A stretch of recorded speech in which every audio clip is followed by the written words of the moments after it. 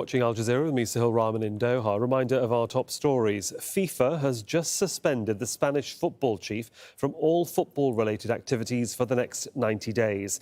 Rubiales has refused to step down after kissing player Jenni Hermoso on the lips after the World Cup final. On Friday, she said she didn't consent to the kiss, adding that his version of events was part of the manipulative culture that he's generated. Rubiales claimed that he's the victim of social assassination. In other news, Niger's military leaders have given the French ambassador until Sunday to leave the country after he refused to meet the foreign minister. France says the junta doesn't have the authority to order their ambassador to leave. The coup leaders are rallying supporters to what they describe as a million-man march in the capital. Ahmed Idris is in the capital, Niamey.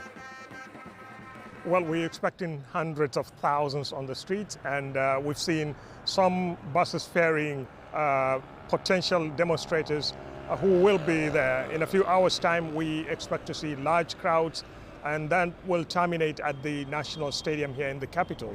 They are expected to rally to show support to the government after 1 month in office. The government, as you said in the introduction, remains defiant, although we understand that negotiations or mediation is continuing, but to how far will that go, we don't know at the moment.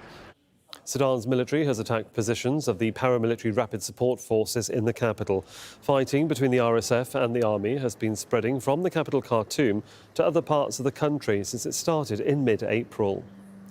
Voting is underway in the West African country of Gabon, where President Ali Bongo is seeking a third term. The president and his late father before him have ruled since independence from France in 1960. The 6 main opposition parties have chosen Albert Onda Ossa as their candidate. At least 9 people have died after a fire broke out on a train in southern India.